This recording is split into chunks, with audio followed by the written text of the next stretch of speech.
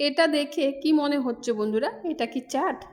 না, এটা কিন্তু চাট নয়, কিন্তু চাটের মতোই দেখতে আর খুব সুন্দর হয়েছে এই রেসিপিটা। চলো বন্ধুরা, এই রেসিপিটা আমি কীভাবে বানিয়ে নিচ্ছি তোমাদের সাথে শেয়ার করি। তার আগে বলি, নমস্কার বন্ধুরা, তোমরা সবাই কেমন আছো? আশা করছি যে যেখান থেকে আমার এই ভিডিওটা দেখছো তোমরা সবাই খুব ভালো আছো। আমিও কিন্তু খুবই ভালো আছি। নিয়েছি এখানে কতগুলো আলু। আমি 3টে ছোট আলু নিয়েছি, 3টে বড় আলু নিয়েছি। তোমরা চাইলে সব আলুগুলোই কিন্তু বড় নিতে পারো। আর হ্যাঁ, কি বানাচ্ছি সেটাও তোমরা এক্ষুনি দেখতে পাবে এই ভিডিওতে। তো আমার সব আলুগুলো এখানে কাটা হয়ে গেছে। এবার দেখো, আমি কিন্তু জায়গাটা খুব ভালো করে পরিষ্কার করে নিচ্ছি। জায়গাটা আমি খুব ভালো করে মুছেই রেখেছি, তাও তোমাদেরকে দেখানোর সুবিধার জন্য আমি জায়গাটা আরেকবার মুছে নিলাম। তো এখানে আমি আলু নিয়েছি। আলুটা কিন্তু আমি ছর দিকে ভালো করে কাট করে নেব। চারিদিকে কিন্তু একটা করে আমি কাট দিয়ে দিচ্ছি, একটা চৌকো শেপ দিচ্ছি আমি এখানে।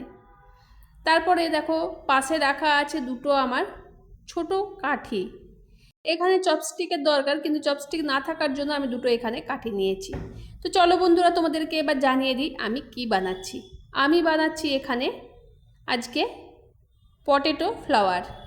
এই রেসিপিটা আমি যেমনভাবে তোমাদেরকে দেখিয়ে দিচ্ছি সেরকমভাবে তোমরা যদি বাড়িতে ট্রাই করতে পারো অবশ্যই খেতে কিন্তু খুবই ভালো হবে। আমি আলুটাকে কেটে নিচ্ছি, কিন্তু এমনভাবে কাটতে হবে যেমন নিচের অংশগুলো না কাটা যায়। সেজন্য দুটো চপস্টিক কিংবা কাঠির প্রয়োজন, সেজন্য আমি দুটো কাঠি নিয়েছি। এবার যখন লম্বালম্বিভাবে কাটা হয়ে গেল, তারপরে কিন্তু আমি এবার চওড়াচৌড়িভাবে কেটে দিচ্ছি। তো আমি যেমনভাবে দেখাচ্ছি সেরকমভাবেই তোমরা কিন্তু আলুটা কেটে নেবে। তারপরে দেখবে একটা ফুলের শেপ কিন্তু এখানে চলে আসবে। আমার কাছে খুব একটা বড় ছুরি না থাকার কারণে খুব একটু অসুবিধা হচ্ছিল। তো তোমরা একটু ম্যানেজ করে দেখে নিও বন্ধুরা আজকের ভিডিওটা। তো আমি চেষ্টা করছি তোমাদের সাথে ভিডিওটা নিয়ে আসার ভালো করে। এই দেখো, একটা ফুলের মতো আকৃতি কিন্তু এখানে হয়ে গেছে। এই রকম করেই সব আলুগুলো কিন্তু আমি কেটে নিয়েছি। আর তারপরে দেখো, একটা বাটিতে আমি জল দিয়ে দিয়েছি। এবার দিয়ে দিয়েছি কিছুটা লবণ। লবণ আর জল দেওয়ার পরে আমি প্রত্যেকটা আলুকে কিন্তু এইভাবে ভিজিয়ে রেখে দেবো প্রায় 10 মিনিটের জন্য।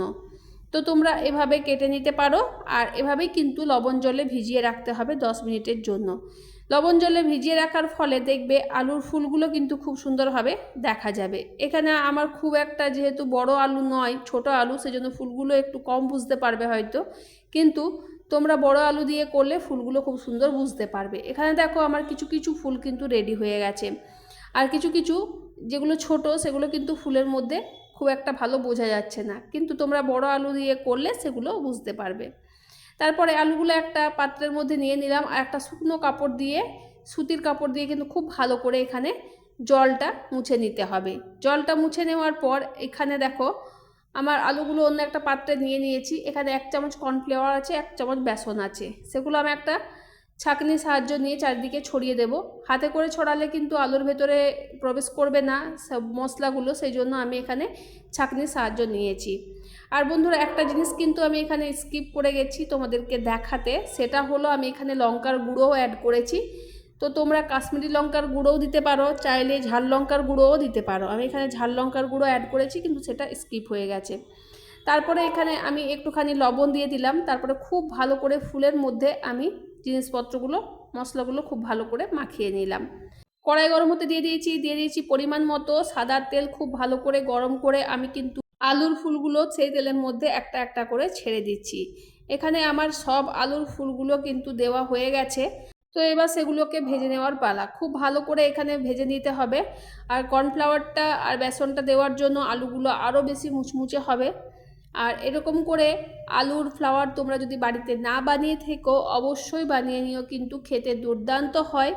তোমরা চাইলে সেটা এরকমভাবেও খেতে পারো, আবার যদি চাও তো সেটার উপরে কোনো মশলা ব্যবহার করেও খেতে পারো।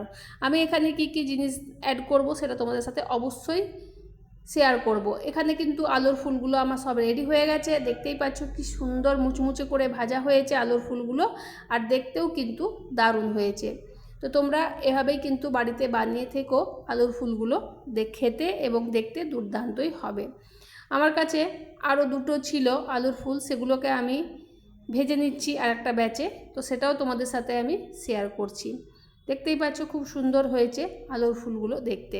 তো বন্ধুরা, আজকের আমার এই ভিডিওটা তোমাদের কেমন লাগলো অতি অবশ্যই কমেন্টে জানাবে। আর আমাকে এতটা ভালোবাসা দেওয়ার জন্য তোমাদেরকে অনেক অনেক অনেক ভালোবাসা বন্ধুরা।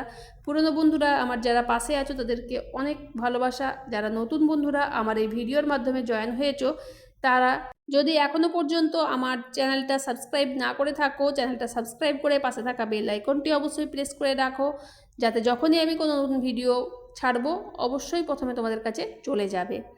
এখানে আমার সব আলুর ফুলগুলো ভাজা হয়ে গেছে। কিছু মশলা আমি এখানে অ্যাড করে নিচ্ছি। কিছু পরিমাণ দিয়ে দিলাম বিট লবণ, যেহেতু আমি সাদা লবণটা আমি আগে দিয়েছিলাম তাই বিট লবণটা একটু কম পরিমাণেই দিলাম। দিয়ে দিলাম এখানে tomato sauce, green chilli sauce আর দিয়ে দেব রেড চিলি সস।